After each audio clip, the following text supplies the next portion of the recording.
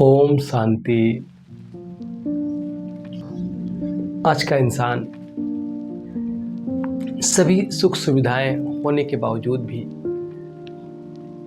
कहीं न कहीं अपने संबंधों में खटास होने की वजह से, संबंधों में मनमुटाव होने की वजह से व्यक्ति उन सभी साधनों का प्रयोग नहीं कर पा रहा है। उन सुख सुविधाओं को होते हुए भी उसके जीवन में सुख और शांति नहीं है। तो आज का जो मेरा टॉक है वो एक स्टोरी बेस्ड है। दो भाई होते हैं। बड़ा भाई छोटे भाई को व्यापार करने के लिए 3 लाख उसको रुपए देता है और छोटा भाई उस 3 लाख रुपए से अपना बिजनेस शुरू करता है और बहुत ग्रो करना शुरू कर देता है और अच्छा खासा उसका बिजनेस चल जाता है। कुछ समय के बाद बड़ा भाई छोटे भाई से अपने पैसे मांगने जाता है तो छोटा भाई उसको मना कर देता है, उसके प्रस्ताव को रिजेक्ट कर देता है, जिसकी वजह से दोनों के बीच में नफरत, घृणा और द्वेष हो जाता है। अब बड़ा भाई दिन रात अपने छोटे भाई का प्रदर्शन पर चिंतन में ही लगा रहता था। दूसरों से भी, अपने सारे सगे संबंधियों से भी उसकी बुराई करता था।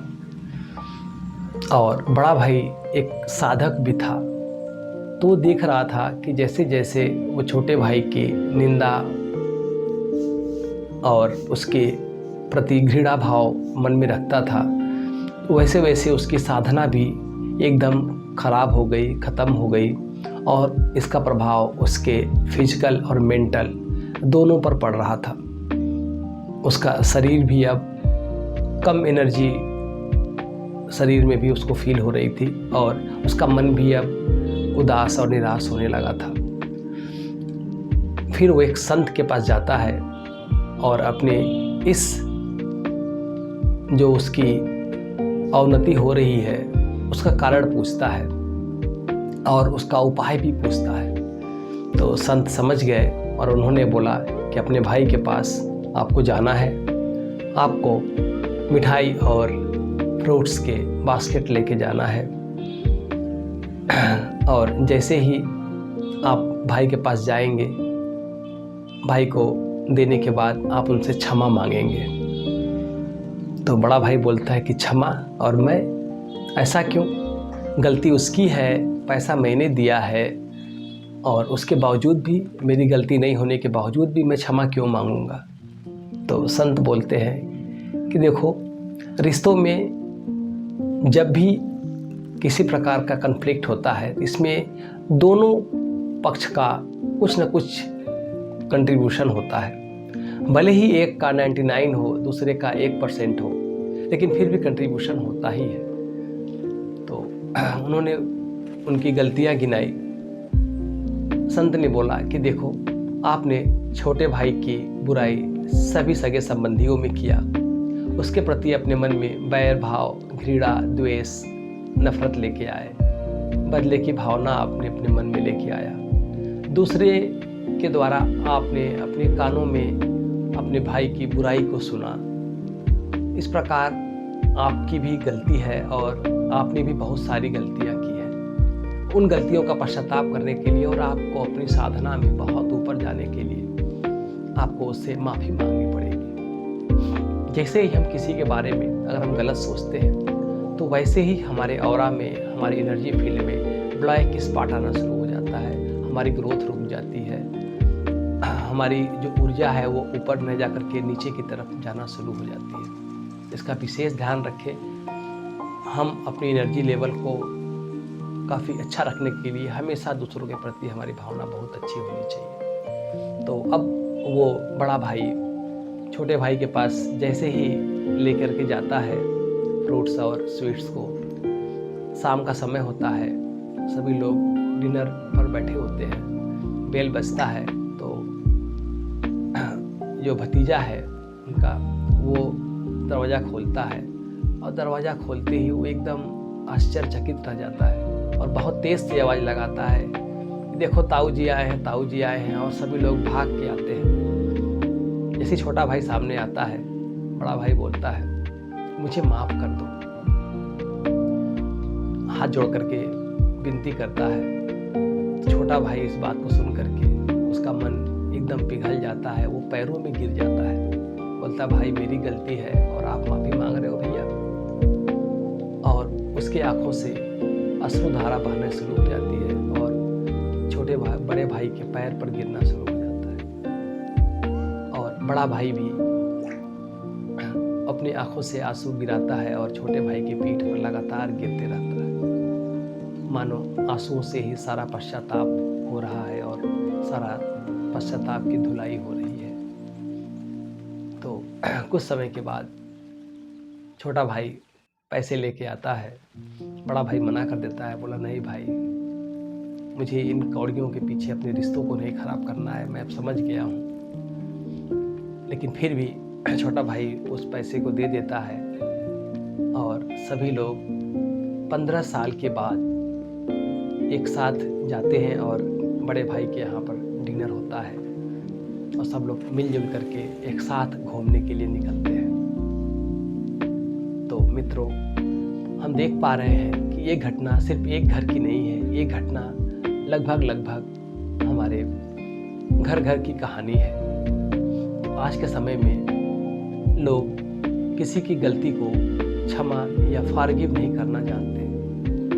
जब तक हम किसी की गलती को जब हम माफ़ नहीं करेंगे, लेट गो नहीं करेंगे, तब तक हम उसको पूरी तरह से उसको हम माफ़ नहीं कर सकते। तो सबसे पहले हम अपने मन को क्लीन करें, अपने मन के अंदर जो भी हमारी भावनाएं हैं उसको दूर करें, क्योंकि उससे हमारा ही फायदा है।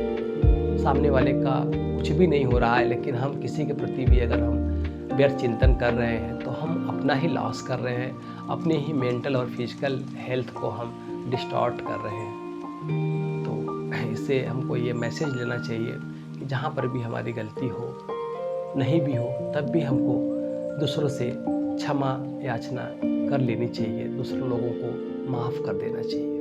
तो आज हम 1 मिनट का अभ्यास करेंगे। सभी लोग लंबी गहरी सांस लें,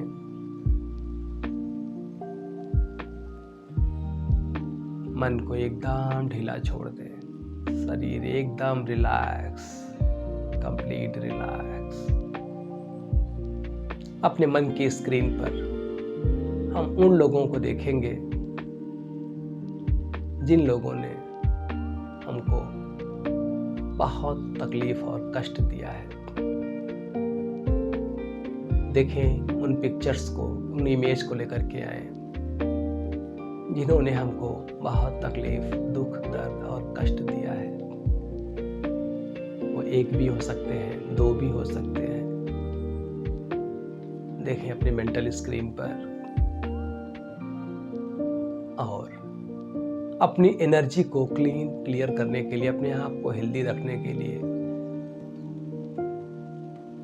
भगवान का सच्चा बच्चा बनने के लिए दिल से उनको माफ कर दे, दिल से उनके लिए दुआएं करें। उनका जो भी होना है उसके लिए कोई और है, लेकिन हम अपने दिल से उनको माफ करते हैं, उनको माफी देते हैं और अपनी एनर्जी को हम क्लीन करते हैं।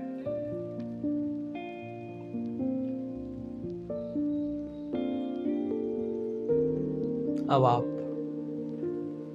मेरे 3 काउंट पर उन लोगों की इमेज लेकर के आएंगे जिनको जाने अनजाने में आपने दुख दिया है, कुछ कड़वे बोल बोले हैं, कुछ ऐसे शब्द बोले हैं जो उनको छू गया हो।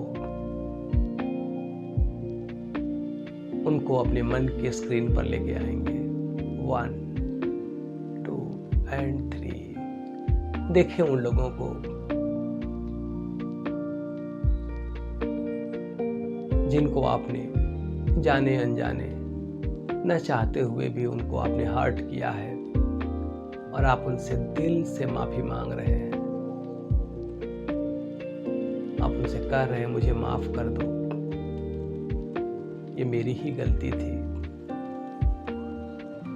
जब हम किसी को मानसिक लेवल पर, मेंटल लेवल पर, थॉट लेवल पर जब हम किसी को माफ करते हैं तो उसके प्रति हमारी पॉजिटिव ऊर्जा का फ्लो होना शुरू हो जाता है, रिश्ते हमारे अच्छे होने शुरू हो जाते हैं।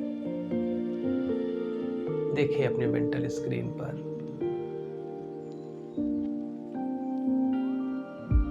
आपका मन बिल्कुल साफ हो गया है, आप बहुत हल्के हो गए हैं, बहुत हल्के हो गए हैं, आपका मन बहुत शांत हो गया है। ओम शांति, ओम शांति, ओम शांति।